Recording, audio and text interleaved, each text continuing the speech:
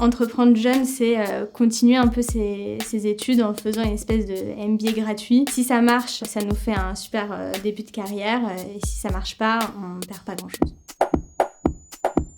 Je pense qu'avant de se lancer, il n'y a pas tellement de connaissances pures à connaître. En revanche, ce qui est indispensable, c'est d'être dans le bon état d'esprit, d'être prêt à travailler dur. Avant de se lancer dans l'entrepreneuriat, il faut savoir que entreprendre, c'est travailler beaucoup. C'est avoir pas d'argent pendant 1 ou 2 ans quand tous vos amis commencent à avoir leurs premiers emplois. Et c'est aussi une expérience géniale. On a toutes les libertés dans la création de son entreprise. Je pense qu'on se fait confiance quand on est un jeune entrepreneur en vérifiant 1000 fois que nos hypothèses sont les bonnes. À force d'itération, la confiance arrive.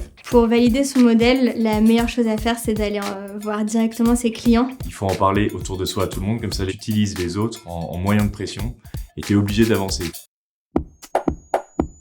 Les bonnes qualités d'un associé, c'est une personne qui partage la même vision de l'entreprise, les mêmes valeurs en qui vous pouvez avoir confiance, et c'est surtout ça.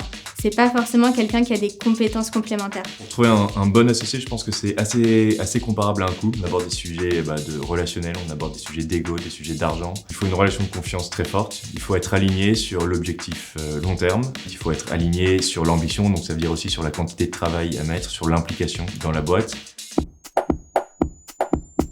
Les concours servent un peu à trouver des financements. Ça sert aussi beaucoup à se légitimer et à gagner en visibilité. Pour être convaincant, il faut être convaincu. Et pour être convaincu, il faut avoir des éléments ultra rationnels, c'est-à-dire qu'il faut connaître parfaitement son marché, sa croissance, tous ses chiffres. Il faut aussi choisir des investisseurs qui sont en accord avec ses valeurs et qui ont la même vision de où doit aller le projet. Une levée de fonds, c'est comme une compète sportive. Il faut s'entraîner à pitcher. Il faut juste être sincère, honnête. Et normalement, c'est bon.